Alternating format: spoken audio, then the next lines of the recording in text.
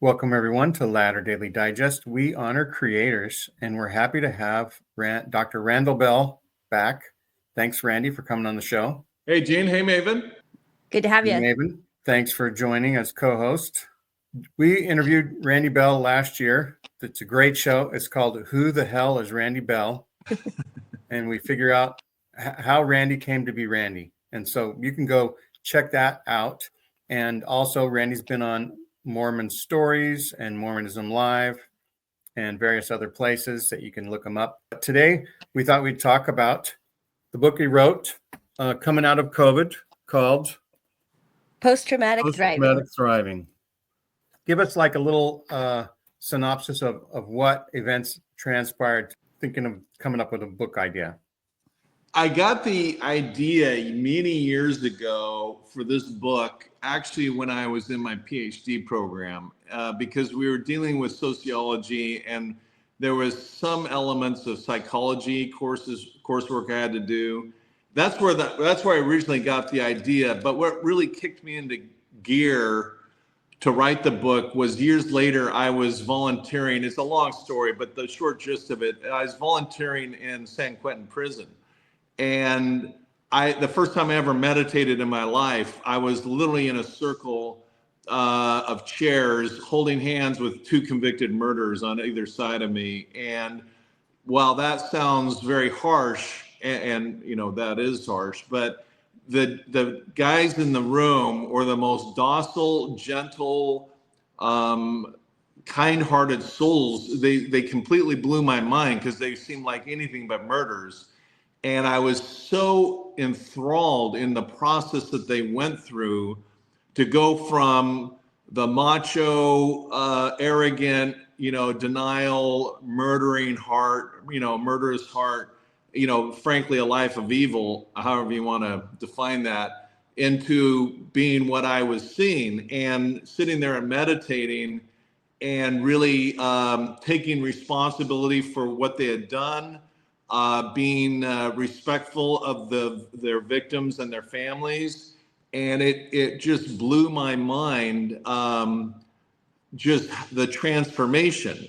And so that's where I really got the horsepower to study deeply, academically, into all the literature on trauma recovery and write about it. But it was in San Quentin prison. Got it. That was where the idea came to write the book. Well, the idea came out when I was working on my PhD program, because I was in a class and for some reason I just got the idea. But then it really kicked into gear when I was doing the volunteer work later in San Quentin. Did you live in the Bay Area while you were volunteering at San Quentin?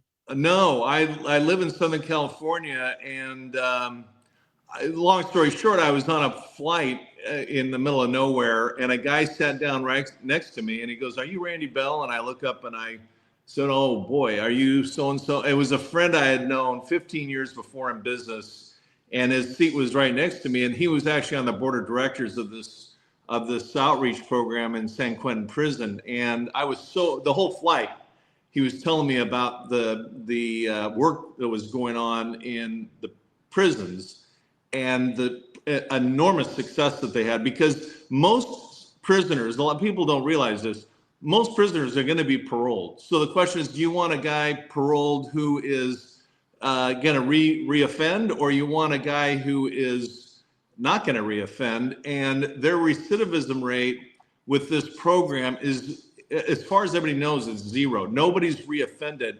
after going through this program in prison and being paroled. So it's that powerful. And so anyway, at the end of the flight, he says, "Well, I can see you're interested. You want me to get you into prison?" I said, "Absolutely." So I started flying up to San Quentin, and then I ended up taking the coursework through the program, and it just kind of blew up from there. Wow. I feel like that could be an entire podcast all on its own, just about that. I have so many questions firing off, but I'm gonna hold them back, I think. My next question is then, most people will not be at kind of at this level where they're in prison for murder. So so is your book for them, or is this for extremes like those guys? That's $1 million question right there, Maven, because it is the book. The concepts are potent enough, they're powerful enough to take on the most extreme thing.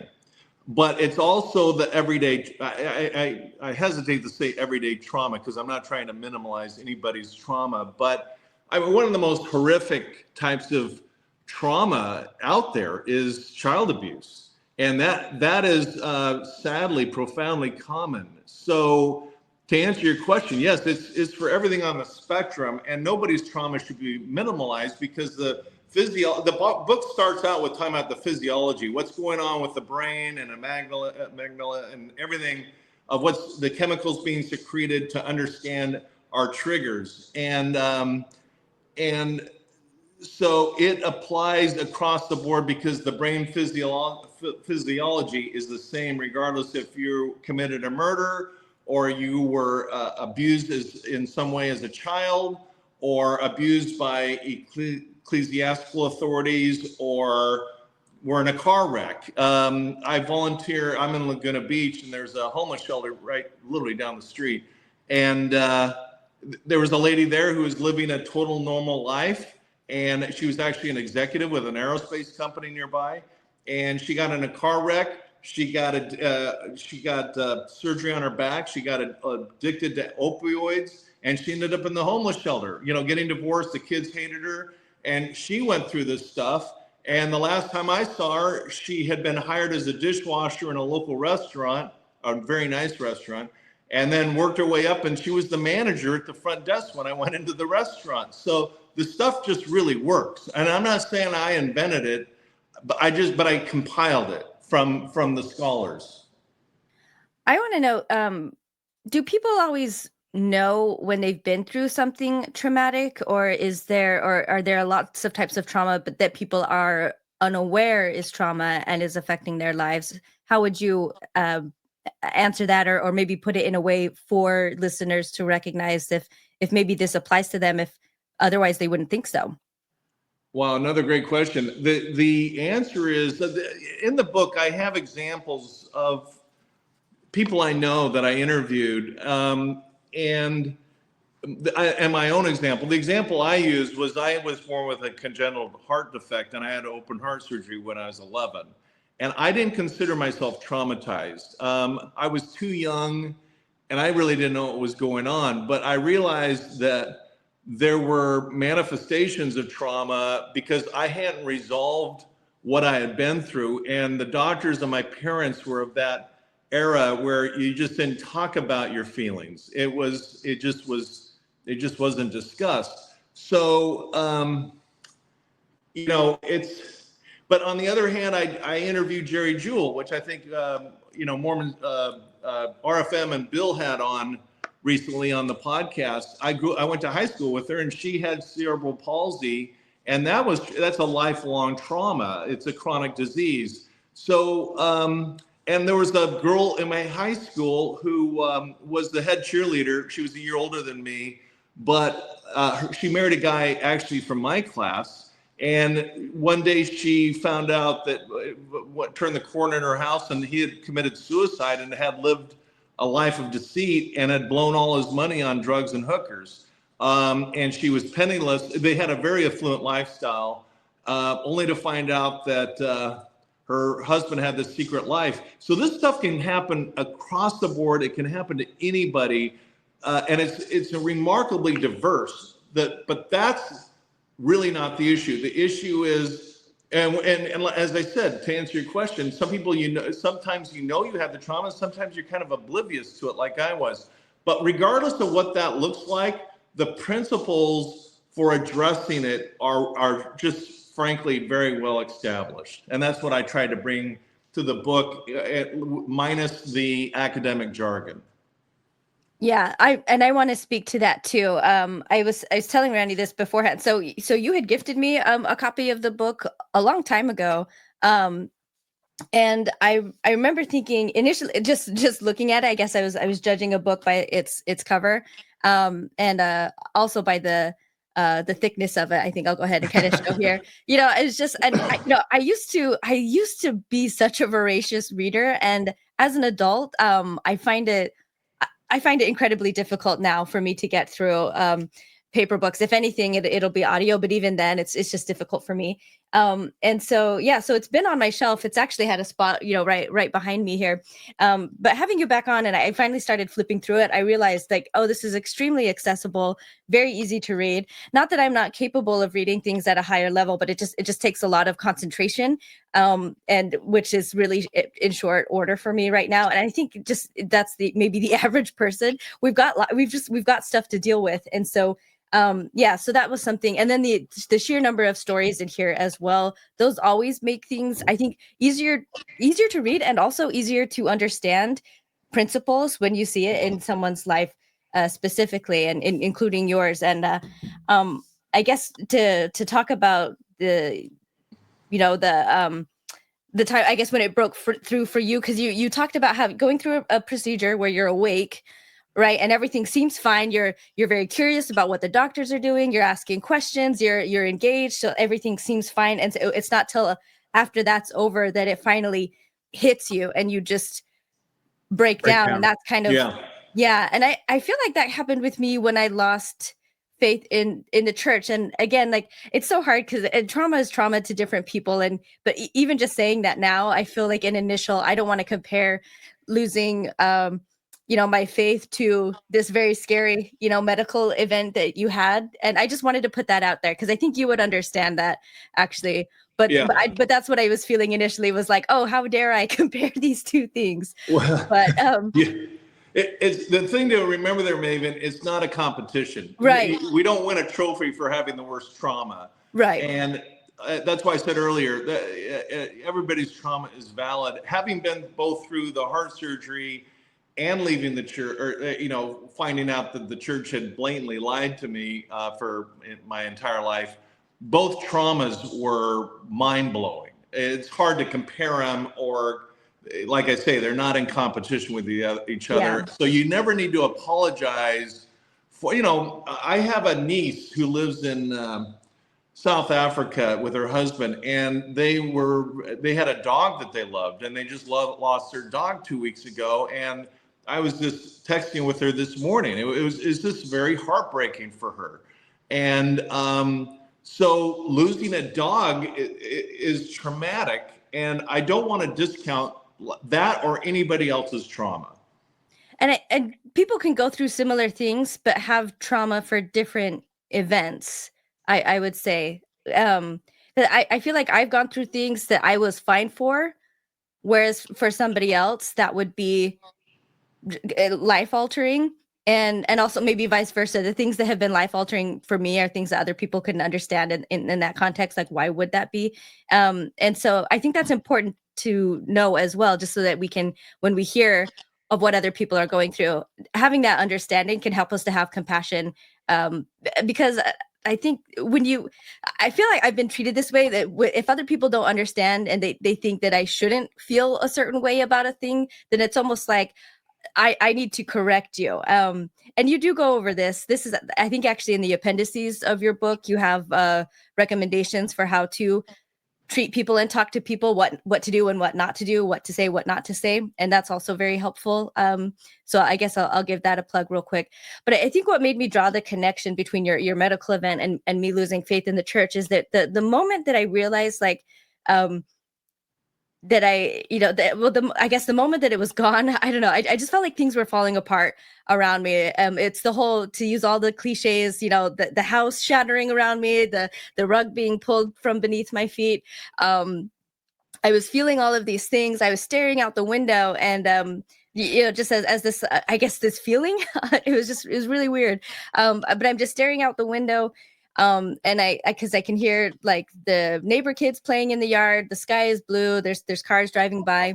But the start of that experience to the end of that experience, I remember thinking, I'm looking out the window and everything is literally exactly the same as it was before, but yet the whole world was so different for me. Even though I'm getting the same input, I'm getting the same sounds of the kids, it's the same blue sky, but just I feel different. Everything is different for me. And I thought that I should be crying about it because the church was my whole life. I made major life decisions based on it. And I didn't know who I was without it, because everything I made myself into was making myself into this image of what a good Mormon woman should be. And so when I didn't, and I initially felt okay, I just thought, this is really weird. I should not feel okay about this, but I do. And I even said out loud, like, I'm fine. Everything's fine. And like over and over again, like, this is no big deal, whatever. Like, okay, I found out that the church I believed in my whole life, it's not true, but that's great. Like, now I can live my life, whatever, I'm fine. It's totally fine. And it wasn't until like a couple weeks later, I was sitting down, I think it was Christmas morning, and so maybe that probably helped. I had just finished a night shift, a security shift, so I had just gotten home. I'm in my uniform. I sat down. I had my little bunnies at the time, and so they were up, and I was petting them, and then it just came out of nowhere. I just started bawling. I just started bawling and bawling, and I wonder. I think that's probably a really common thing where it's not till later, because again, I'm sorry to like take over. I was watching a YouTube video just about this company that has sonar. They'll recover vehicles out of water, often of missing persons. So they'll have family members contact them, say, my family member went missing around this time, and they think that they might have, either because of flooding or or whatever, that the car might have ended up in the river because they just disappeared, right? And so there was this was someone actually really close to where I live here in Portland that had gone missing very early in the morning, they assume on the way to work, and part of the road was along this river, and it had been looked at. But anyway, these guys come in with their sonar, they find the man's van, and he was still in it. And so his friends were all there as they were, pulling the van out, and the medical examiner and everything, and they really, really wanted to see him and say goodbye. And I remember the medical examiner and other people nearby trying to, talk them out of wanting to see this person, because after, several weeks, or it might have been a couple months at this point, just the body, it's just not the same. And they said, that's, and they were talking about themselves. They said, we've done this job. I've seen a lot of things. A lot of times it seems fine. And then one day you're out walking your dog, and then you're not okay. And it just hits out of nowhere. And sometimes you don't know why you're not okay. And everyone around you doesn't know what happened or why you're not okay, but it's just this kind of delayed effect. And so anyway, I guess that's what I'm asking. Maybe for the audience, if there's ever a time where it just seems way later after the fact that there's some kind of a breakdown, that's an indication of trauma maybe that you didn't feel in the moment. Yeah, the tendency, denial is one of the 5 stages of grief. So you can see something horrific. You can be abused as a child, witness an accident, any number of things, witness a crime, or be the victim of a crime. And a lot of people, myself included, dust themselves off a little prematurely and do this whole "I'm fine" thing. Well, that's just denial. It's not fine. I was talking to a woman the other night, and it came out in the conversation she had been abused as a child, and I said, "Oh, that's horrible." And she says, "Oh, I'm fine." And I said, or she says, "I'm okay." And I said, "No, this is not okay. Where is the guy? I'll kill him." I mean, I was kidding around, but that kind of stuff infuriates me. And in the prisons, there's a term, and it applies to all of us, and it's sitting in the fire. You have to process this stuff. You have to have the ugly conversations with a trusted person. It may be a therapist, it may be a friend. The problem with a friend is they may give you unsolicited or poor advice, or they may be traumatized by listening to your traumas. So you got to be careful of that. But the bottom line is you have to process this stuff, or it's absolutely 100% going to manifest itself down the line when you're triggered. If you understand the brain physiology and triggers. So you got to deal with it. How do you know, Randy? Because I want to say, at least for me, there's been times where I did feel fine, and in the moment, you don't feel. I'm not trying to shove anything down. I genuinely feel fine. So how do you know? Well, it's I got to say, if there's unresolved trauma and you feel fine, that's just, you're being very, very good at, I'm not picking on you. I did the same thing with my heart surgery. I never discussed it with anybody. I was horribly embarrassed about the situation. And I buried it deep where it was, I was the same person. I'm fine. It's, it's over, and just blow it off. Did you feel like you were burying it though? Because that's what I'm saying. I don't feel like for certain things in my life that I was burying them. I just thought I am fine, or they happened long enough ago that I'm not, maybe I didn't deal with them, but I feel fine now. Just like the lady you talked to who was abused as a child. Like, I'm okay now. I feel fine. Yeah. Well, I'm not a therapist, and nor would you want my advice on you specifically, but the I'm an academic researcher, but I can tell you all I can give you is the application to my trauma. I didn't deal with it. Later in life, I was your alpha male, arrogant, workaholic, materialistic Mormon guy. That's not fun to admit. And once I faced that trauma and other traumas and found my trusted person and processed what I had been through, they call it sitting in the fire for a reason, because it can be very emotional and you're bringing up really uncomfortable things. But through that process, you authentically become, for lack of a better word, fine. I don't know if fine's the right word, but you become resolved. And so all the later manifestations of arrogance and workaholism and I gained a fantastic amount of weight. I was pushing 300 pounds. I mean, I would be the first one to say I was fine, but I wasn't. Look at my life going off the rails. So that's more what it looks like. Okay. I have another question. And this is, again, I'm just trying to think of the audience, and I'm thinking of people who would need your book, but maybe either don't know it or maybe resistant to it. So this is where my mind is going right now. So I want to ask, I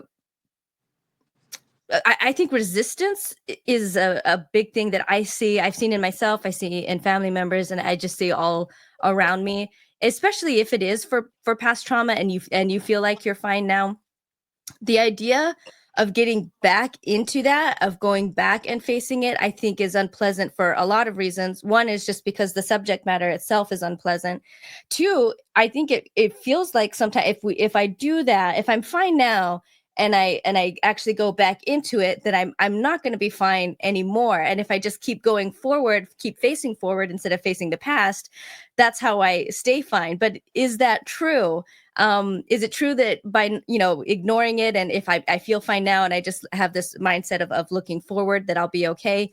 And is it true that if I do dip back into this, will it hurt more? Will it bring back more of the feelings that I used to feel back then? Will it disrupt my life now and make it more difficult to work? Will it strain relationships with my family? I think that, there's a genuine fear that going back into these things will hurt me now and affect me more now negatively than if I just ignore it and keep moving on. What would you say to that?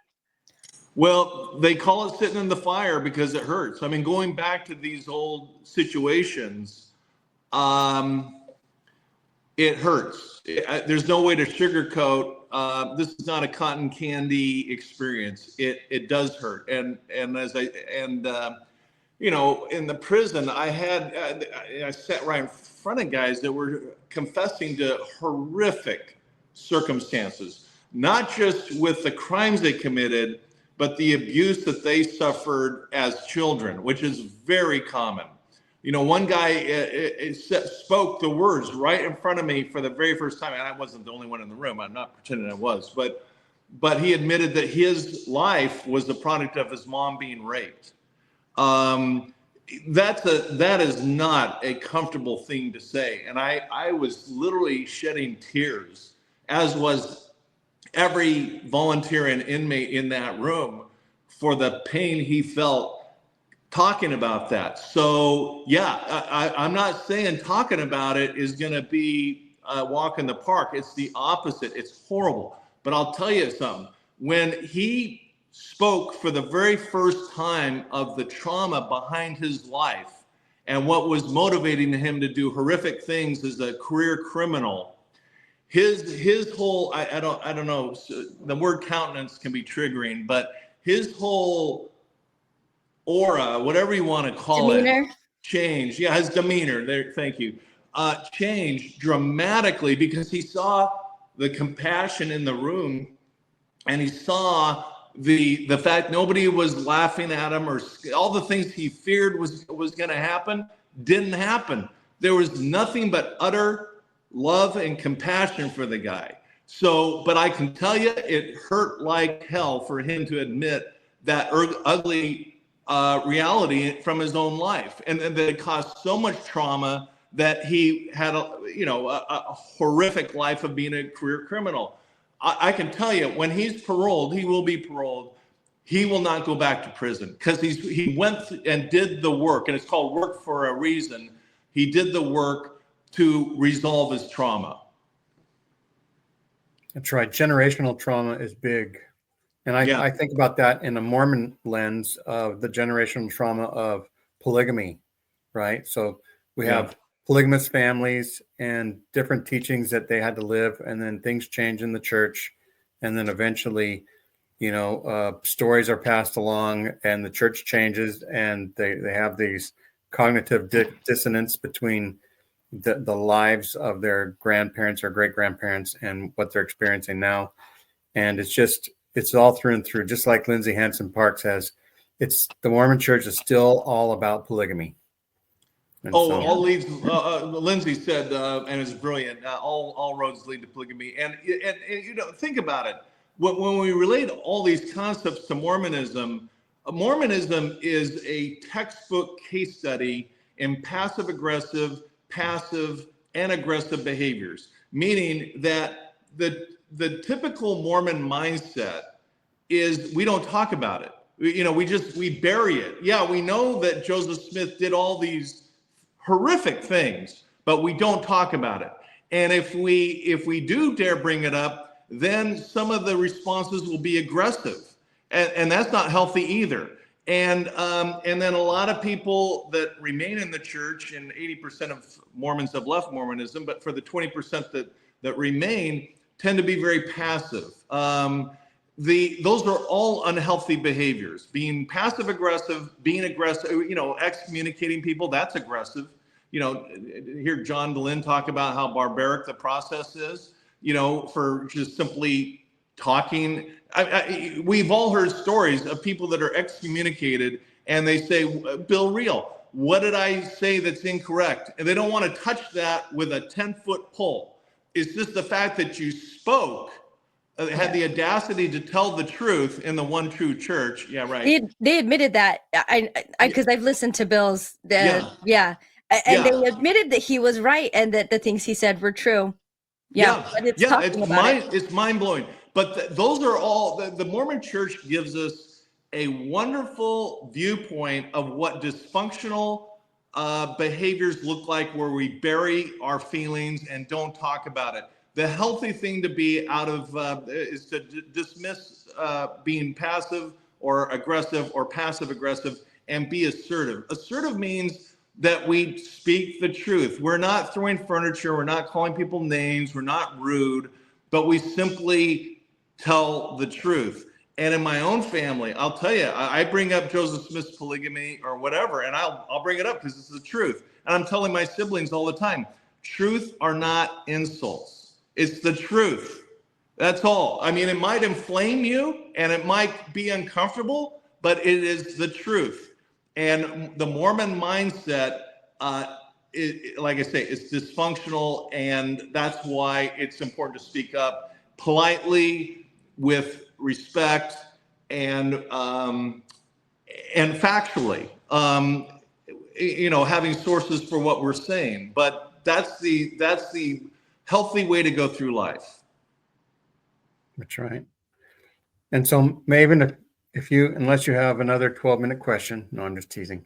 I do, but go ahead. I think it's your turn. But we can also talk about the structure of the book, right? So that people can get an idea of what it is you present and why that would be something that is unique maybe to this book, or is something that would be beneficial to people. Can I, before we get into that, actually, can I ask my question? Because I hope that it will engage more people to want to hear the breakdown. Sure. Does that sound okay? Yeah. I want to know, Randy, if you can talk to what are the consequences of not dealing with trauma potentially down the line that maybe people aren't aware of may happen to them if they're not willing to go through it. Now, I mean, we talked about the prison, that's one but what else? What else is there that maybe if they're scared to address this, as part, I guess, informed consent, what might be down the tracks for them? Yeah, if you don't process your trauma in a healthy way, it may take decades, but it's going to manifest itself in addictions, whether that's substance abuse, sex addictions, workaholism, materialism, being addicted to the cash register, being a shopaholic, some destructive behavior. It is never a happy ending. It is always going to be destructive in some way. And the number one thing, to answer your question, Maven, is chronic disease. If you have these kind of lingering chronic diseases, oftentimes, miraculously, they kind of go away when you actually deal with these ugly conversations and trauma that you've been holding in so long. But guaranteed, it's not something that can be brushed under the rug. That's what the Mormon Church approach is. The Mormon Church approach is brush stuff under the rug and go read your scriptures 20 minutes a day and that's right. See me after class and I'll answer that question, or next week I'll have the answer, and those answers never come. But they never come. Those answers never come, and there you go. But chronic diseases are notorious results of unprocessed trauma. To answer that question. Interesting. Yeah. Oh. And the other thing, Gene, to your question, how I spent an enormous amount, I forget how many years I spent on this book, because there's just so much research to do and piece together. And I had, frankly, stupid notions that I had in my head that had to be relearned. But there's 5 stages of grief. We already know that. And so the book has 5 chapters that mirror the 5 stages of grief. I actually start with a chapter on shock, because it's very important to understand that when you feel triggered, what is going on, with your brain, because it's a chemical reaction. There's neurotransmitters, and I explain it all. There's a little graphic of the brain on page 7 where I in one page, really get to the essence of what those triggers look like. And that's remarkably powerful in helping anyone from the prisoners to anyone else to realizing, hey, when I feel triggered, I realize why I'm being triggered, and I realize what I can do about it. And if I just count to 10 or walk away from the fight, this isn't going to escalate into something worse. So there's the 5 stages of grief.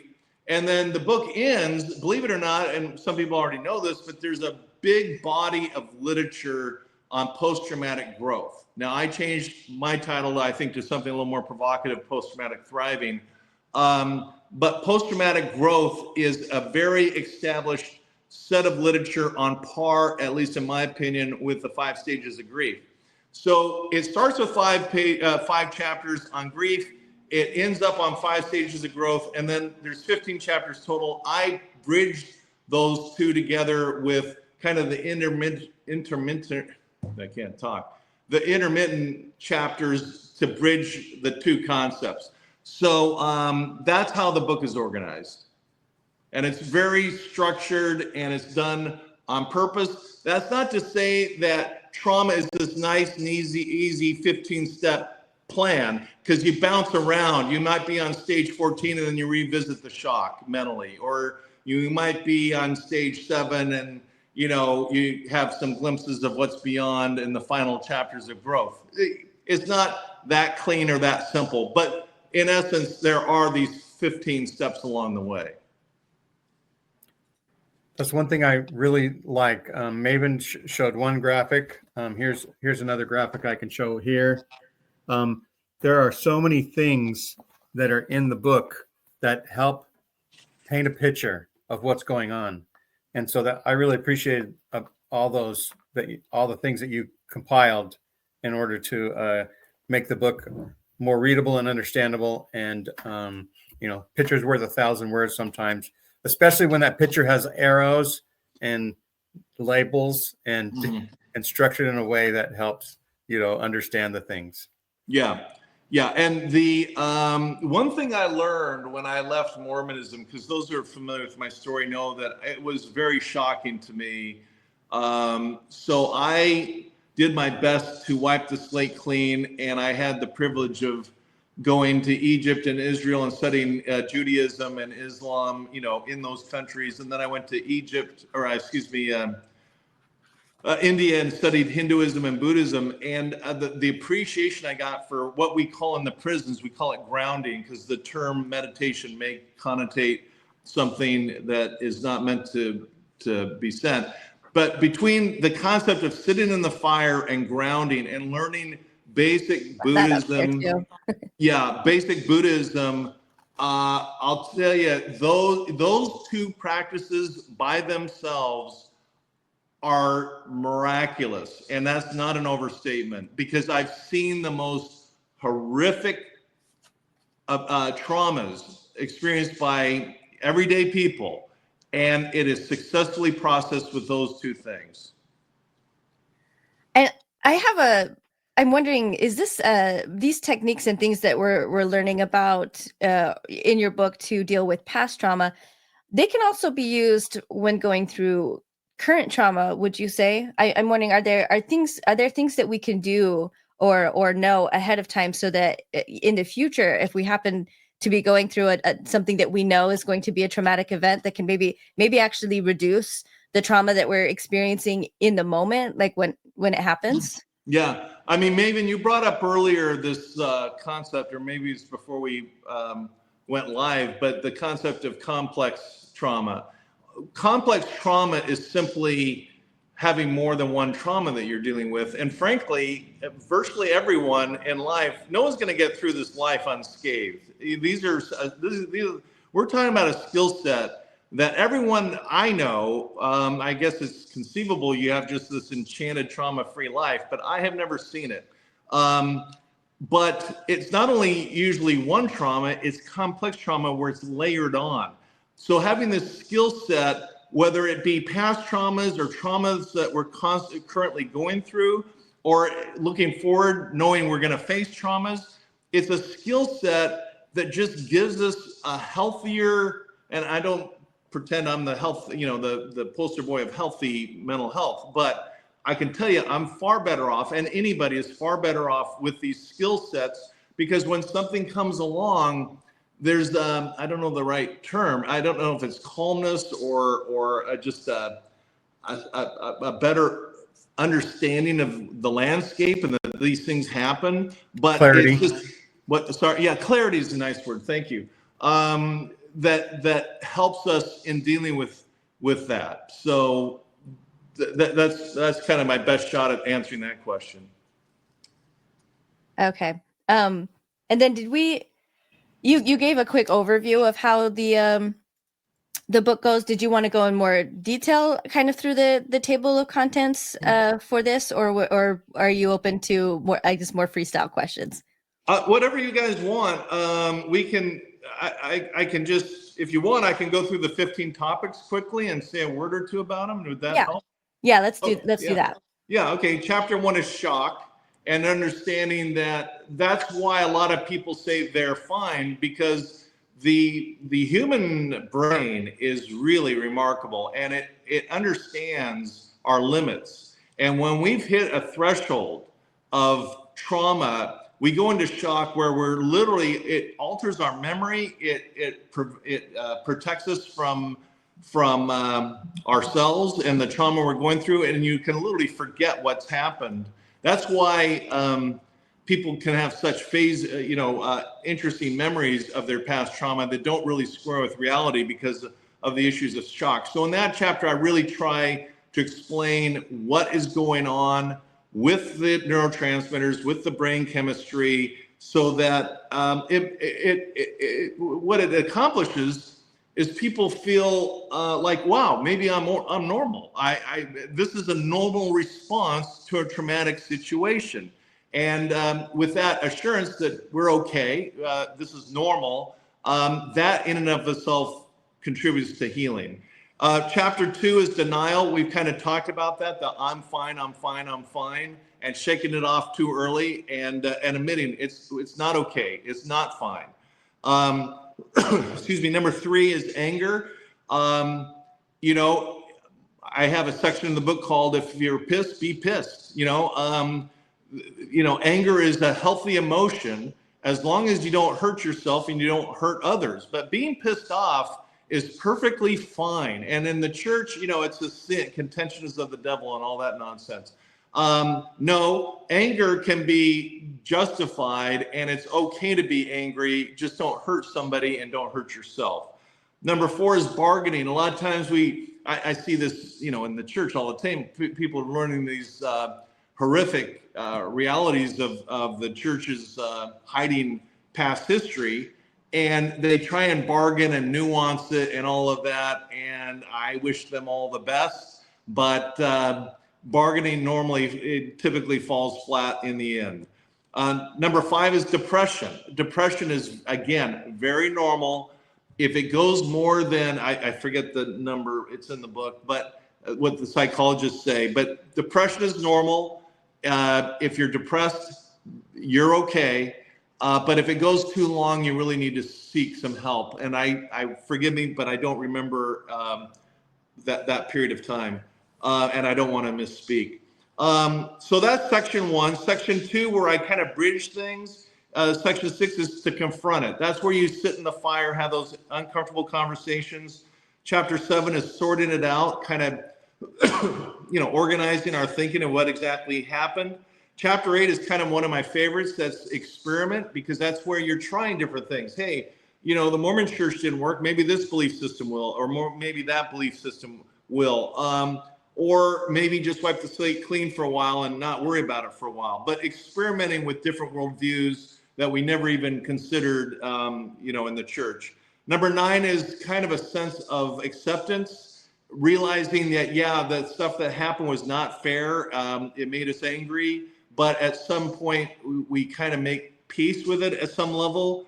Chapter 10 is awareness, where we just have a heightened sense of clarity, to use Gene's word, a great word. And then section 3, where it all kind of ends up, and this is predominantly the post-traumatic growth academic research. Chapter 11 is faith. I know that can be a triggering word in ex-Mormondom, but we have to have faith to cross the street, that the drivers are going to stop for us in the crosswalk. I mean, faith is just an essential, life essential. So whatever that looks like. It's not necessarily like faith in any particular God or a higher being, although that could work for you. But because I would agree with you. I am an atheist. I don't believe in a higher being. I know you still do, but I recognize I still have faith in a lot of things. I have a lot of faith in people, which, like sometimes I regret that. Sometimes I put my faith in the wrong people, but I feel like what keeps me going is at least a kind of a generic faith in others, that we can work together and like build towards a good future. So so I just want to say, as an atheist who could and is sometimes triggered by that word, I understand it in the context of your book, and I hope no one else discounts that for that reason.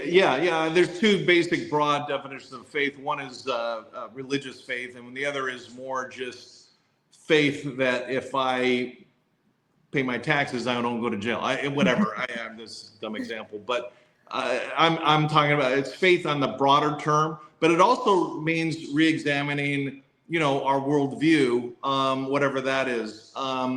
So, and the basic choices, there's 5 of them. There's atheist, agnostic. I'm largely agnostic, quite honestly. I have a lot of questions, but it's cool to explore them.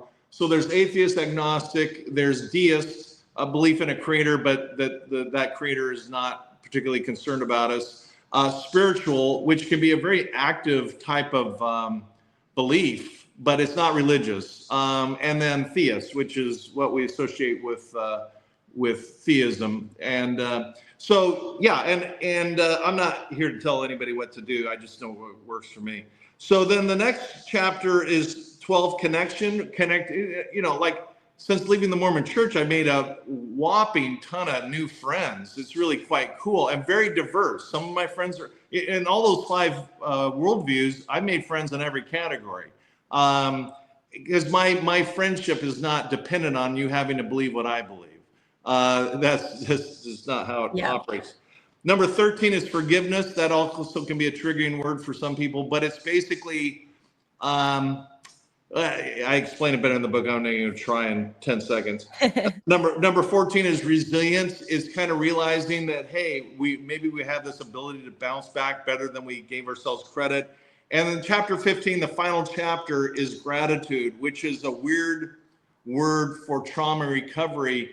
But the concept here is I will never be grateful for my heart surgery as a kid, but I'm grateful for the lessons it gave me.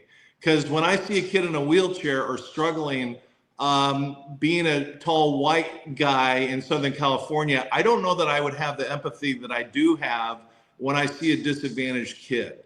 So I'm grateful for the lessons that experience taught me. Frankly, I don't think I'll ever be grateful that I was raised in the Mormon church because it just doesn't align with my value systems. I mean, talk about LDS standards. That's just nonsense. I'm not Mother Teresa, but my standards, and I think both of your standards, because I know you guys, are much higher than they were in the LDS mindset. Yes.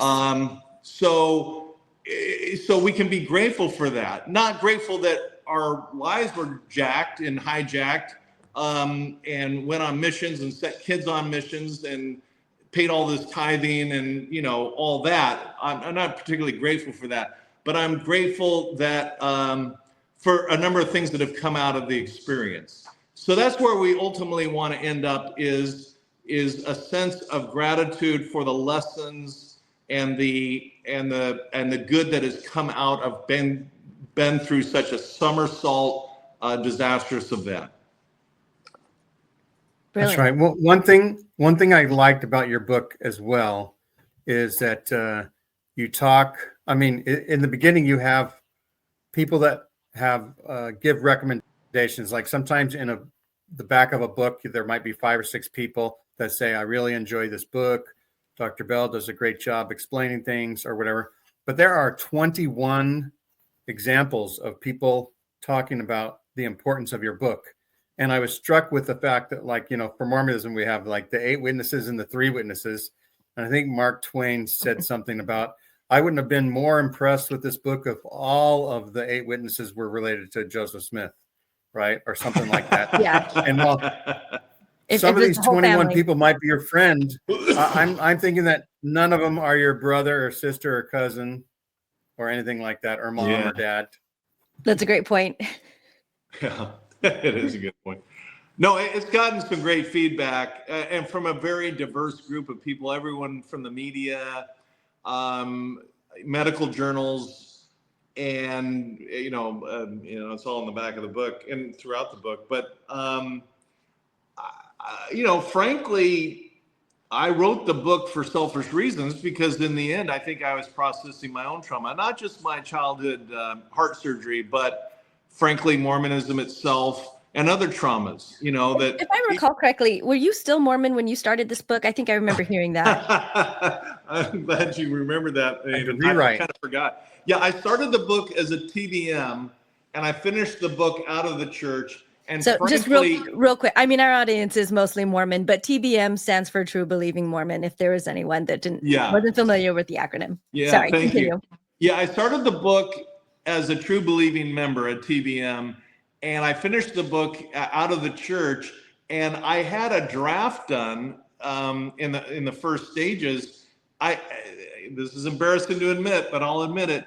I had to go back and redo the book because as a TBM, I was very preachy. I was telling you need to do this, you need to do that, and here's the way it is, and I'm the authority, and you better listen to what I say. The Mormon lens. Yeah, the Mormon lens. And I rewrote the whole book with a new, with an improved tone where it's like, hey, I'm no better than anybody else. I'm in this with every one of you.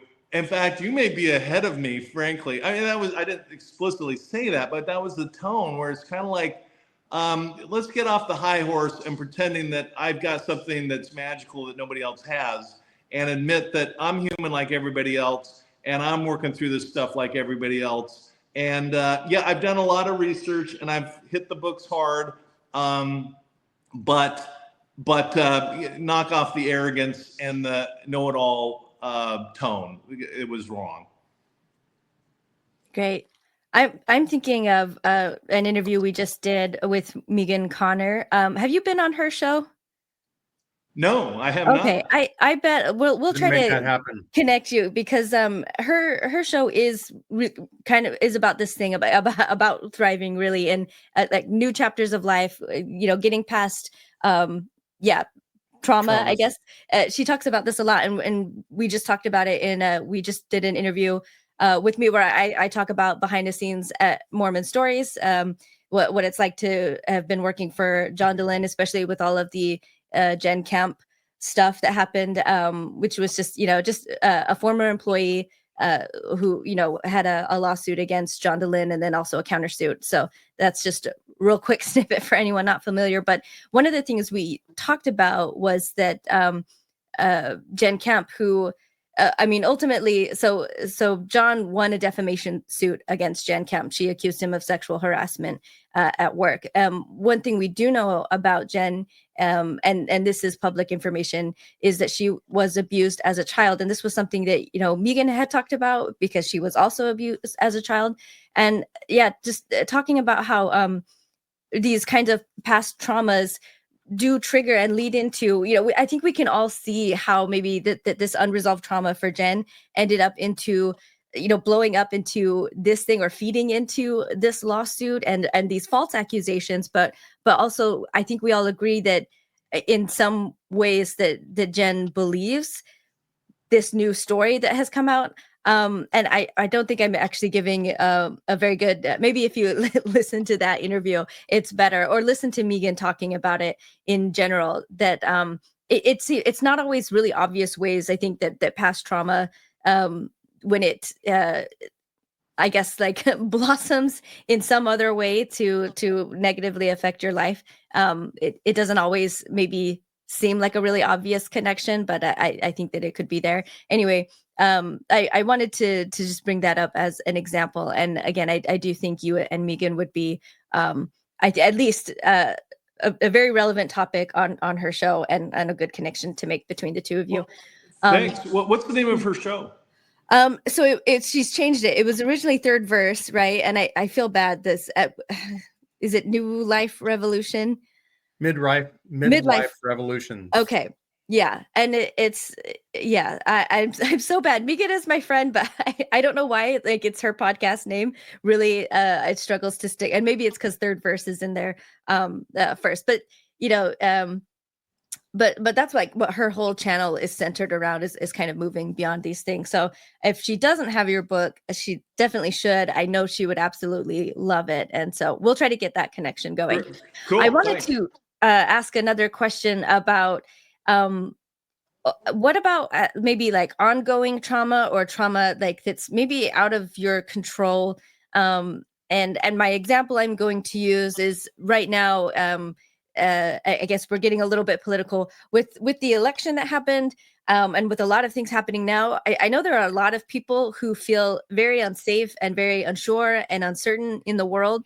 And I'm one of them, although I have less reasons to be scared as other people, but it's still very heavy for me on a daily basis. And I think because of the things I care about and the things I want to podcast about, I am hearing traumatic stories, and so it's just kind of it's the soup that I'm in and that I choose to be in, where I continue to get kind of exposed to other people's trauma, and sometimes it really also affects me as well. It can be really heartbreaking, sometimes enraging, and I can't sleep at night. I know I can like shut it off, but I don't want to. I want to be in the space, and I want to hear these stories. And so can your book help me and people like me, or just people who don't feel safe, and that where there's maybe not a lot we can do about it right now to feel safer, because it's just something that's way big and way outside of our control? Do you have any thoughts for that?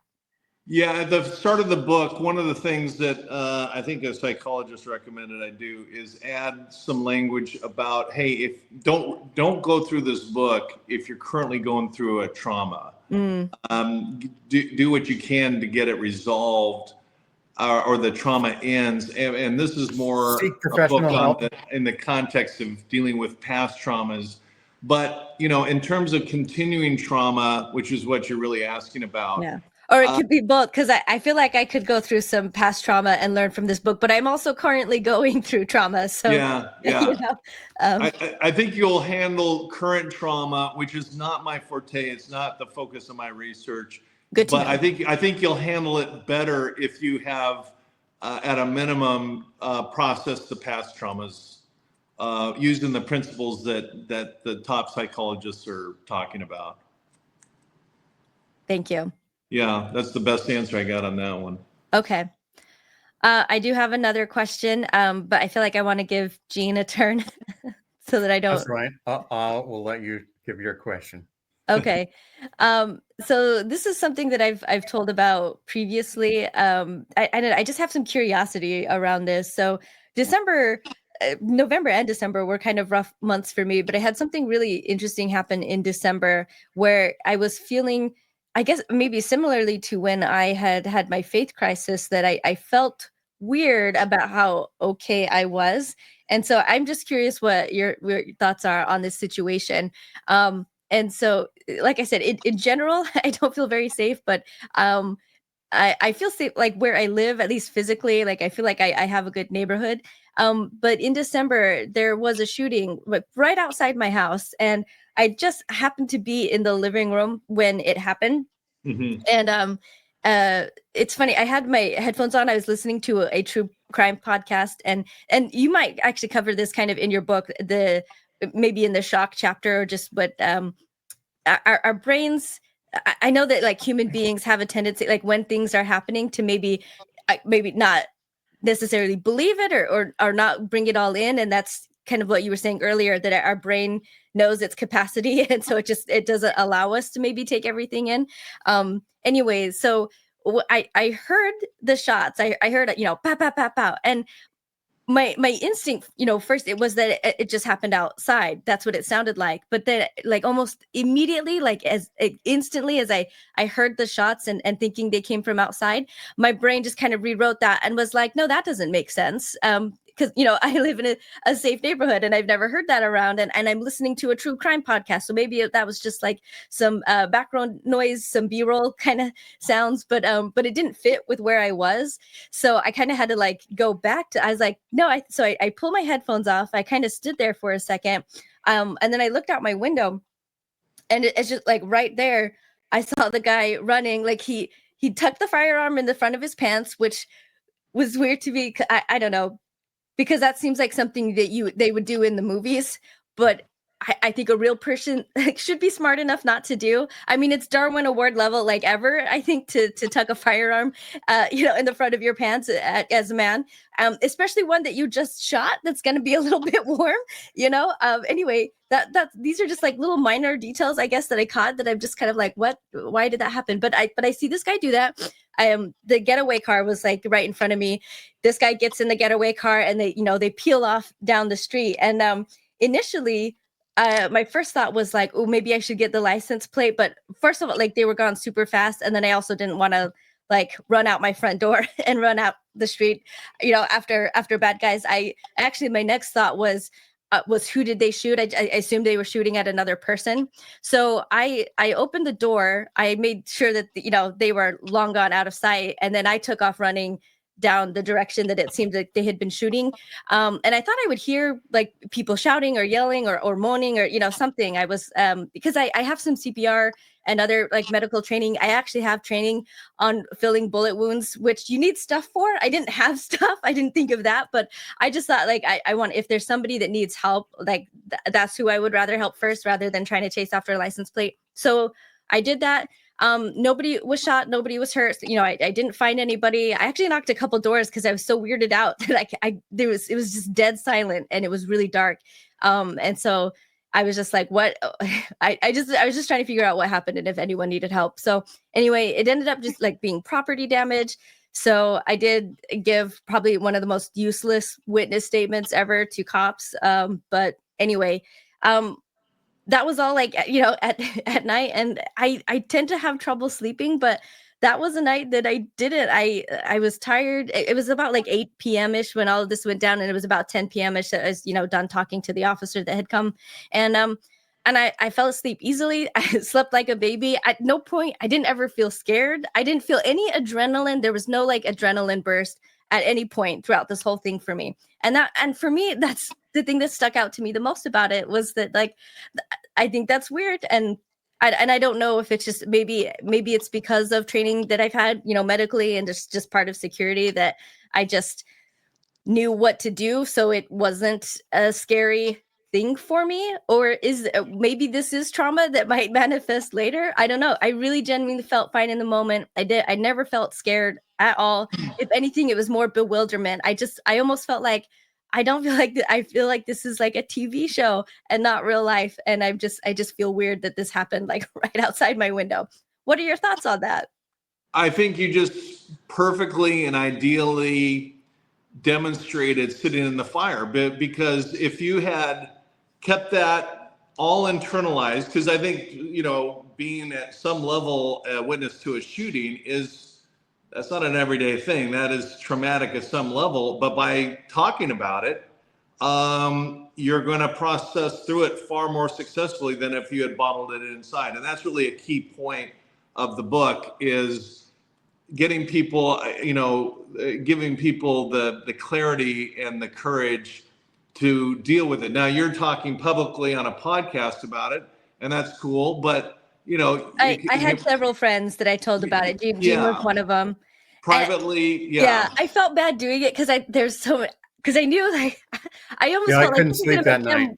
Worry more and be like, oh my gosh, are you okay? And I was like, yeah, I am. I just want to talk about it because it's so weird to me. But yeah, I did tell several friends. I did have to assure all of them that I was very much okay. But I did process it multiple times by talking about it. That's what we need to do, is talk about it. And it's amazing how reasonable people listening on the other end of sitting in the fire, how much compassion fellow human beings have when they hear somebody be vulnerable and open up about their trauma. And that's really a key ingredient of this whole thing. And unfortunately, it doesn't happen in the Mormon world, we'll say, because people that leave the church want to talk about it. They want to meet people that have experienced it. They think that they're crazy. They think they're the only ones going through this deflation, this totally different story they're learning, and they're lonely. And then when they find out more that there's spaces and they can start posting things, and they can, like I post lots of things on my Facebook wall that people think are anti-Mormon. And I say, it's just history, science, and current events. It's not, I'm not posting anti-Mormon things. You might think they're anti-Mormon because you don't hear it in the church news, but this is just news that's happening. So that it goes, the Mormons have the saying, you can leave the church, but you can't leave it alone. But that's why people don't leave it alone, because it's part of dealing with trauma.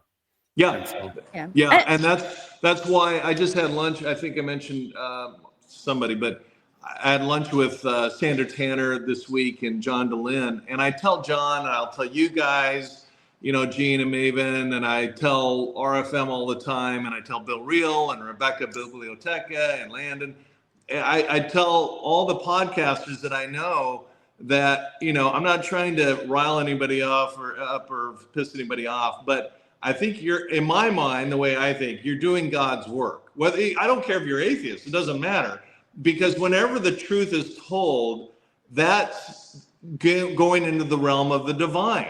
In my mind, I'm not saying in everybody's mind, but that's why I think that it's the service to humanity of just having the courage to talk about it. Because, I joke with John DeLynn, you save me $50,000 in therapy costs listening to your podcast. And it's true. Yeah. Hearing people talk about this stuff is really healing. And that's why people binge watch, these, your podcast and other podcasts, because it's so healing. I think that's why the long form works too. It's kind of a joke that Mormon stories, they're multiple hour long episodes, but I think that's important to get, somebody's full story. And that's what was helpful for me, because like you said, I felt alone, and I felt like there weren't people that I could really talk to about it. And hearing these stories was something that helped me feel, more sane, more that I wasn't alone in this. And I'm realizing something too now. I know we probably need to wrap up soon, but for people hearing traumas,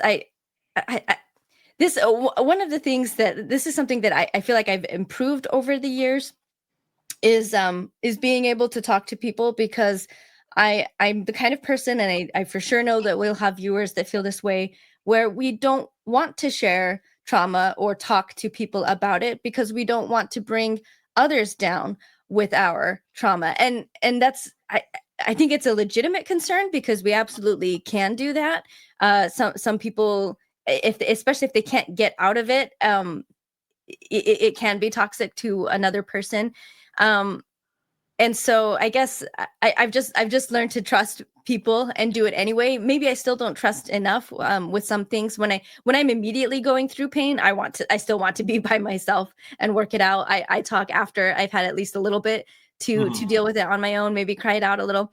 And then I'll talk to friends. I do worry about them sometimes. If I tell them something really heavy, I don't want it to be heavy on them. But it does make me feel better just listening. And it just occurred to me that, on the flip side, when I'm the one hearing somebody's trauma, there's been a lot of times where I feel so bad and I want to do more for them. And, they're telling me this stuff, and I want to know what to say. And I feel like I don't know what to say. And I just want to, and it seems like listening just isn't enough. And so I've realized now that listening is exactly enough. And I always try to be sure I try to do this for others, especially if they're doing it for me. And I feel like that's kind of the exchange that I feel comfortable with. If I've maybe in my mind burdened them with my story, and they've helped me just in telling it to talk it through and feel better, and hang up the phone feeling lighter and more able to cope, that when it's their turn, I hope that I'm also listening, and by just letting them talk makes them feel lighter. I don't have to know anything. I don't need a PhD in how to respond. I don't need to be a therapist.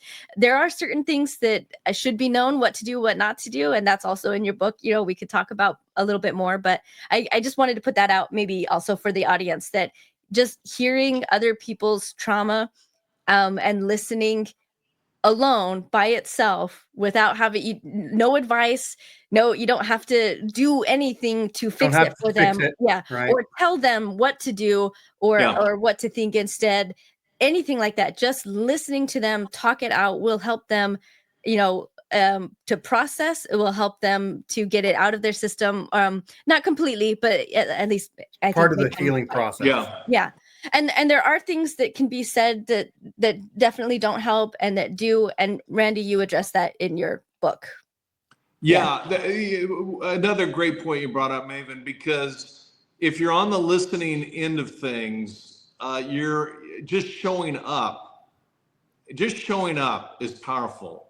Being willing to listen, and being not only is it cool to just not give advice. It can be very damaging to give advice if you're not a trained trauma therapist. So if you find yourself on the listening side of this whole idea of sitting in the fire, just realizing that you showed up and that you're listening is enough, period, full stop. You don't have to, I talk about my childhood trauma of open heart surgery. Well, nobody can fix that, and you don't want to hear, oh, it's nothing. All these things that people say when they're listening to uncomfortable topics, that's not helping. It's just the best thing you can say is the truth. And the truth is, I'm really sorry. That must have really sucked, and I'm sorry, period. That's probably about the most you should say. I know that you mentioned if you're going to get professional help, that's a good thing because the professionals will not be judgmental. They'll try to help you talk through things. And it's the same thing when you talk to friends. If you're going to be a friend, try not to be judgmental about it. Yeah, and that's why but not everybody can afford a therapist. And I realize, I appreciate that that's an issue. That's why I wrote the book. And anybody that tells me, hey, I can't afford it, I'll give them a book. I'm not in this for the money. I'm in this to help my fellow human beings. And, let's face it, the whole Mormon thing, that's my tribe, like it or not. It just is. So traumatic or whatever. But yeah, a therapist is the gold standard, but I respect the fact that that's not for everybody because it's costly, and I understand that. I think to bring this back to Mormonism, I feel like Mormonism actually taught me a lot of unhealthy ways to respond to people's trauma because the whole like telling them what to do or giving them an answer, like in the church, it's always Mormonism. Mormonism is supposed to make everything better. So if I'm talking to somebody who is not a member, it doesn't matter what trauma they're going through. I'm going to be coming at it through a lens of, well, the Mormon church will fix it. And then, but then that puts something in my head, a goal or an objective rather than just listening. And I tell the story on my mission. One of the investigators that we were teaching, her husband had advanced stage 4 lung cancer, and he ended up dying. And I was there when it happened because it happened as they were taking him, from hospice to his home because he wanted to die at home with family. It's just, this was end of life care. And so I happened to be there the day that he was brought from, the ambulance onto to home. And I was standing next to the door. And my companion was on the other side. So she was holding the door open, I think. And so I don't know, we were just both on both sides of the door. And he died the minute he crossed over the threshold. And I didn't realize it then, but he stiffened up. I thought it was like maybe a stiff from the bump, like from pain, but he was gone like that. And so then I was there, I found myself, once the family started to realize, like, just that moment of grief, that instantaneous, his mother wasn't there at the time because she had gone to this, to the pharmacy to get prescriptions that he was going to need, but, obviously doesn't need anymore. So when she got back, just a mother's wail that has lost her son. That was the first time I, ever heard it like that. And I remember feeling just so inadequate because I felt like, look, I'm a missionary. I'm supposed to have God's truth. I'm supposed to have like the best message in the world.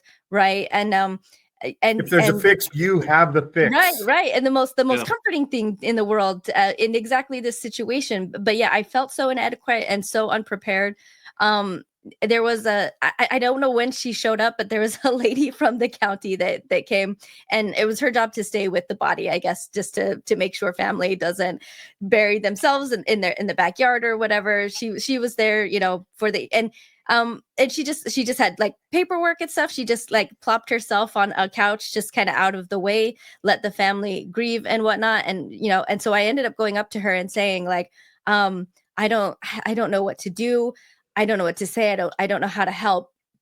And she told me, just listen, just ask questions about him, get them talking, get them telling funny stories, get them talking about shenanigans when they were a kid, and just listen, and that will help them the most. And that was the best advice I had ever received. And again, that was something that just kind of stayed in my mind a little bit. Yeah. She helped me to like actually, you know, mourn with those that mourn and comfort those that need and comfort more than anybody else ever had. And I think in Mormonism, there would have been, and I'm glad I resisted this tendency, but to want to preach right then and there, you know, about the plan of salvation and baptisms for the dead, and you know, you can see him again. And I knew in the moment, like, this is not the time to preach, but I all my life I have been taught that is exactly the time, and that would have been the right message. So I'm glad I went with my instinct, and I'm glad I asked her. But nice. Yeah. Well said. We want to help. Most people want to help our fellow human beings, and sometimes the best way to help is just shut up, you know, and be there, show up, listen, and maybe get them to talk more. Yeah, what's that? And maybe get them to talk more, because sometimes I think there is a tendency for people to sometimes minimize or say like, okay, you know, that's enough. I don't, you know, want to say anymore, or I'm sorry for saying what I've said. And this just to encourage that, like, encourage them to keep going. You can, but also sometimes people aren't ready to talk. So just saying, hey, I'm here when you're ready, and leaving it at that. That's a great point. That can be powerful. So yeah, we all want to help, but part of helping is knowing when to get out of the way, I think. You know, life is tough, but at least it's short. That's one thing I'm fond of saying, you know, and, you know, we're all going through it. Mormonism, frankly, does not give us the skill sets that we need to navigate life successfully. Frankly, in my mind, in kind of the context of what Mormonism and other high demand groups are, and they can be religious groups or political groups, anything extreme. It basically gives us the excuse to dodge reality. It's kind of like a drug. It's basically that we have all the answers. All other churches are wrong. All other creeds and beliefs are an abomination, and all other professors are corrupt. And that's a profound, arrogant high. It gives you a high to actually think that. I know that because that's what I thought, that everybody was wrong except for me and my little tribe. And that is not a healthy way to go through life. And that's baked right into Mormon scriptures. Joseph Smith, chapter 1, verse 19, quoting God. God never said that, by the way. So that's a tough way to go through life, to basically numb yourself to the extent where you actually believe you've got it, nobody else does. That's a false sense of comfort. And I'm just telling you, as difficult as it is, it's much better, and it's worth it to look at reality, as tough as reality can be. I have another thought that maybe you can speak to, and Jean, you as well. I know, like with my other podcasts, where I'm typically talking about, you know, feminism and just issues around patriarchy and how women are affected. And it's kind of funny that I'm bringing it up, because it's something that I find quite annoying, is that almost anytime, and I've seen this on other podcasts too, with Mormon Stories. We had one that, you know, was about Mormon feminism. So, you know, that was in the title. And it seems like anytime you talk about it, almost immediately there'll be men in the comments, you know, saying, you know, well, what about misandry? Like it's just as much of a problem, which it's definitely not. It's definitely not the same as misogyny, but you know, but also just what about men? What about, you know, the loneliness epidemic? What about, you know, male suicide? And I definitely think there's a conversation for that. It's just not anytime women try to start talking about issues affecting women. But I do think this is a place to talk about that, because I feel that, I mean, in general, women do have a much easier time talking to each other about our hurt, about our pain. And, you know, that's something that we're known for. And it's seen as a feminine thing. And I'm thinking that I know that men do not talk to each other very much. And even if they do, sometimes that first response is one of laughing or ridicule. And again, and I don't think it's malicious. I just think men in general can be really uncomfortable with with stark conversations, and some may think it helps. Humor does help some situations sometimes, but it can't be the only way. And so I do think men will often kind of get to the I'll razz my friend, and that'll kind of like make him feel better or whatever. But I think this issue is a big reason why men experience the things they do, why they're lonely, why they sometimes act out against each other, and especially women and children in their families. I think because of this unresolved trauma and that there's no one to talk to.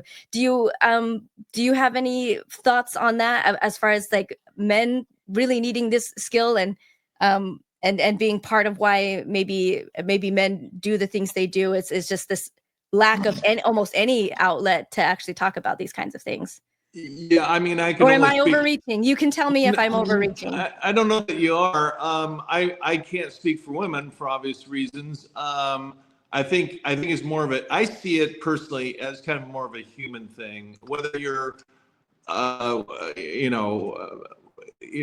man or woman, what race, what background, what socioeconomic level, this stuff just affects humanity virtually without exception, as far as I know.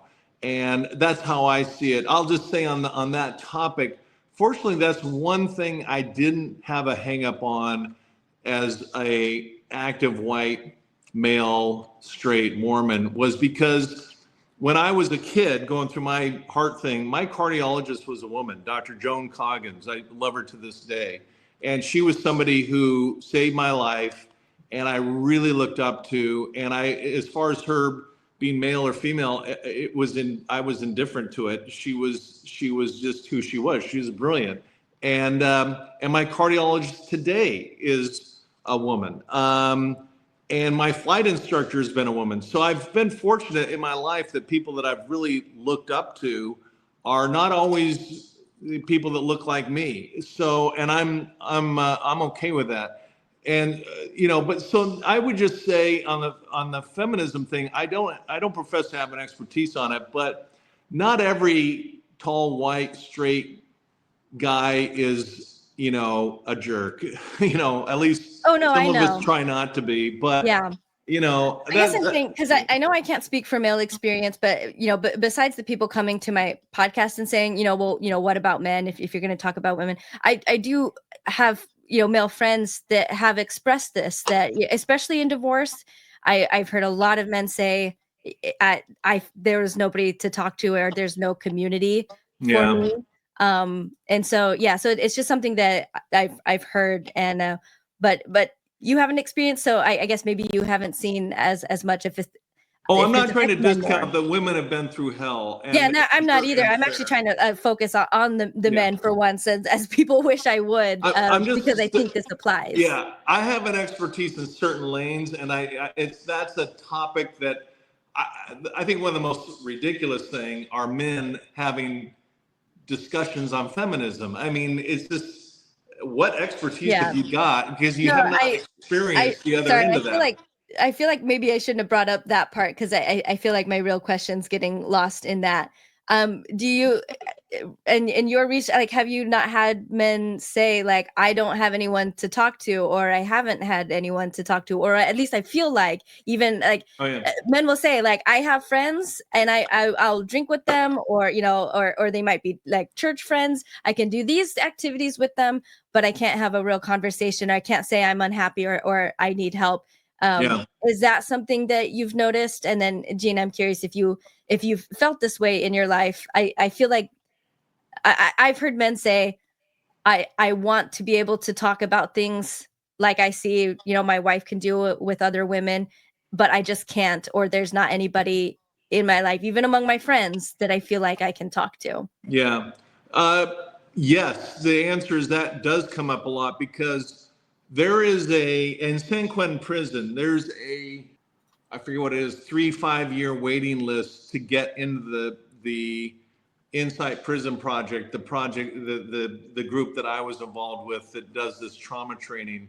And I gotta say that without exception, the inmates say that out on the prison yard, any display of weakness or being timid is not going to be a good thing. You got to do the whole macho thing to survive.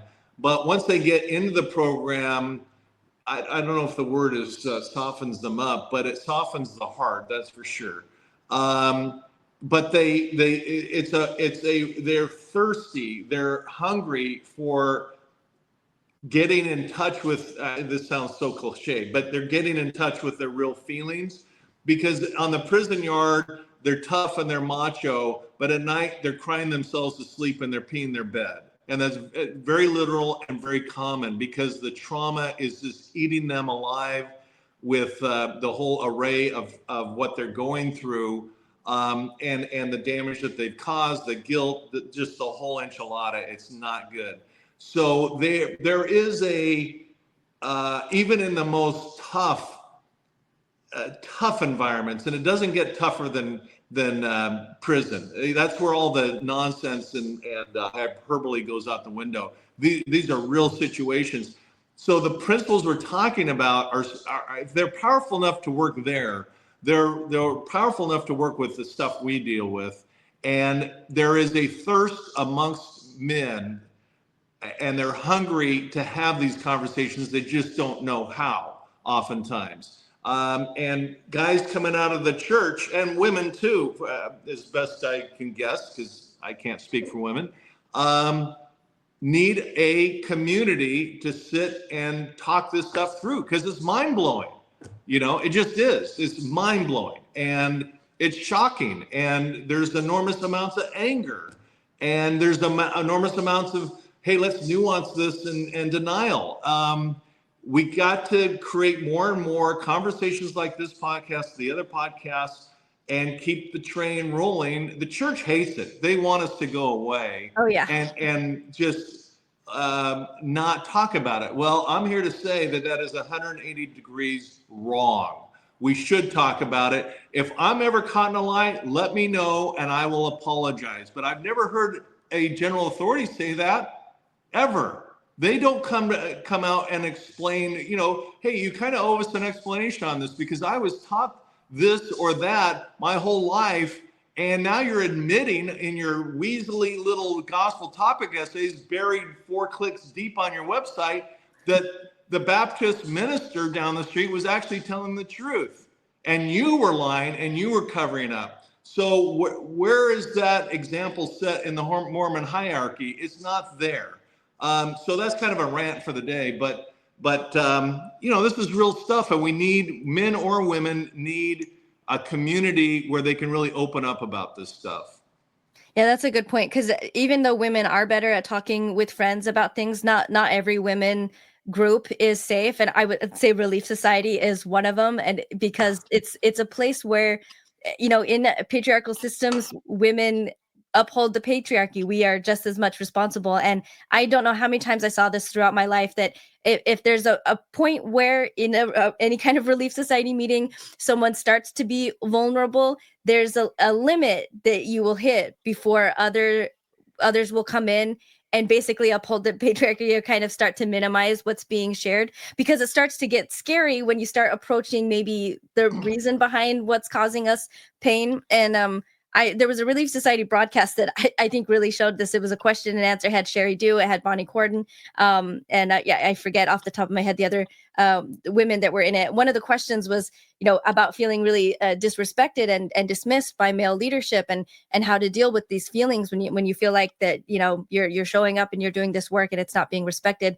And one part of the answer was, there was a lot of problematic parts of the answer, but the end, it was kind of wrapped up with like, how much do we think about the opportunity and the privilege that we have to raise our hands and sustain the brethren, and that's where it ended. And that's the kind of this self-policing, and that's why so just because it's a woman's space doesn't mean it's a safe space to talk, and that's why we need to talk on the outside. But I do think it's also like it's exceptionally tough for men. And I think even growing up, because it's there's the whole like from when you're a boy, that it's not okay to cry, that you need to be tough. And my nephew is my niece and nephew my brother's two children I love very much, and they just have very unique personalities. My nephew is the older one, but he does seem to be more like emotionally sensitive, whereas my niece is a bit more of a brute. And so she might be the bruiser growing up. We'll have to see. I'm thankful that I haven't seen this or didn't see this from my brother. But before my nephew was born, when he knew, when my sister-in-law was pregnant with him, my brother was already making jokes about making sure that he's a tough guy, that if he cries when he's a kid, that he'll like push him over more or something to like, get him used to that. And that really bothered me, and I would always speak up when he said it. And again, thankfully, I do want to make it clear that, whenever my nephew has been scared or crying, my brother has never done that or treated him harshly. But there's so many parents that do, and that I do think that's really common. And boys themselves, I think they'll reinforce that kind of behavior. So I do think it's a sad thing. I hope it's something that we can create better environments and more men being able to have these conversations and basically model to younger men how to be a man and hear pain and also share pain with each other. So I guess wanted to say that I don't have a relationship with my father. I know he has cried. I have never seen my father cry. And I think about that, every once in a while. It always comes up, and it just makes me wonder a lot. I know that he cried one time. Again, this was just somebody else telling me when his niece died in a tragic accident, his sister's daughter. And one of my brothers said that he caught him tearing up at our grandmother's funeral, my dad's mother. And I was there for that. I was sitting right next to my dad, but I didn't catch it, I guess, at the time that happened. And I think that's sad. Yeah. I think that's sad for my dad. I'm not talking to him anymore. And I don't know, maybe that's why I kind of wonder if maybe my dad had the ability to, be allowed to cry and to share. Maybe he would be a different person that I would be able to have a relationship with now. Who knows? But it's something I think about. I think part of that is, some guy 2,000 years ago said to say something like, judge not lest you be judged. But the whole church is based on judging everybody. Oh my gosh. There's personal priesthood interviews. There's women trying to live up to standards. There's all kinds of things like that. And so I think that's the biggest problem with men trying to open up, is being afraid of being judged. And I'll go back to one of my favorite movies, Defending Your Life by Albert Brooks. And part of that movie is the guy says, I'm just so sick of being judged, right? I just want to be me, kind of a thing. Yeah. And so I think that's a big part of it. 13 months ago, exactly today, I cried to Maven, and she said, Gene, don't cry. So there you go, Maven. It comes around. But anyhow, Maven. She said don't cry because she didn't want to cry more too. So Maven and I have had some really good discussions. And so I'm appreciative of Maven being able to talk with Maven, and we'll say be left judged. We probably still are capable of judging each other, but anyway, and I'm grateful for you, Randy. I've told you before, you're one of my top 10 Christians of all time, and I love you, and I just appreciate all you've done. And I want to remind everybody that the big word here is thriving. That's what the goal is. The goal is to thrive, and we grew up in a place where it was really hard to thrive. The promise was that you'll thrive after you die, kind of. Yeah. And we can thrive now. How to thrive now. Yeah. I think one really great point. I look at worldviews not so much to judge, speaking of judging, but to understand. That's how I look at it. And one of the things that atheism and agnosticism brings to the table is the importance of living now and having, and acknowledging the value that life has today, right? This moment, talking to you guys who I've known for some time. And, Maven, the first time I talked to you was some time ago, where I think RFM connected us when I was doing that research out near Dartmouth, and you had done that research with Emanuel Swedenborg, which was just great. And, you're very gracious with your time there. And that's what it's all about. Just enjoying now, appreciating what people bring to the table. And instead of, hey, I'm suffering now, but boy, I got a bitchin' next life. My mansion's going to be huge. Yeah. I think we need to pay attention to what atheists are pointing out, and that's enjoy life today, because that's what we know we have. And I don't know much beyond that. I really don't think many people do, honestly. So yes, so thanks, Randy, for coming on the show. Everybody, if you want to go out and buy this book, buy this book. If you don't have enough money to buy it, contact Randy. Yeah, how do they do that, Randy? Oh, I'm easy. Just Google my name, Randall Bell, PhD. My office and phone number are online. They'll come up in Dana Point, California, is where my office is. And yeah, I mean, as long as I'm able to and alive and kicking, I'm happy to send a book. Right. And of course, we don't want people to take advantage, because we definitely want Randy to get some funds for all of the years. Right. We're not judging, work. but yeah, self-judge. But if you don't have it, yeah. No, I get that, but I make this offer all the time, and there might be. It's a modest amount of people. I think people are self-police pretty nicely, and if they can afford it, that's great. But the Kindle book is free, I think, on Amazon. Okay. Again, it's not a money-making venture, and it's in a lot of libraries. So whatever we can do to get the information out there, I'm all for. It's not about monetizing this whole discussion. It's about we'll have links. Yeah, for sure. And I appreciate, Gene, you said a minute ago that there's a lot of graphics in the book, and frankly, a lot of those graphics took a lot of time, because you're trying to take 37 academic articles and 14 books and present it all and synthesize it in a single chart. But I think we've been pretty successful at that. So if somebody wants, and particularly the audiobook, we get requests and we send the PDFs of those links out. I'm happy to do that for anybody who doesn't necessarily want to get a book but wants those charts. If I can help, regardless, just let me know. And thanks for the kind words, Gene. I love you guys too, and appreciate that you bring a lot of great conversation to the table. So I really appreciate it. Thanks for coming on, Randy. Yeah, anytime, for sure. Keep up the great work. That's right. So everybody do the things. Keep up God's work. That's right. God's work. We're doing God's work here. I want to piss you off. That's right. A day's not complete unless I piss off an atheist. There you go. Well, your day might not be complete yet, because I'm not pissed off, but maybe you have some somewhere else who will listen to this. Maybe you did. So that's right. I'm kidding around. You guys know that. That's right. Do the things, like and subscribe and share. Everybody share this information with people. Post it on your social media. Do whatever it takes to get the word out, because we want people to thrive. I think that would be for sure. That would make the whole world a better place, I think. So everybody, thanks for watching, and have a great rest of the year. In fact, I'm going to a thing called Thrive in St. George at the end of this month. And so if you go there, say hi to me. Bye-bye.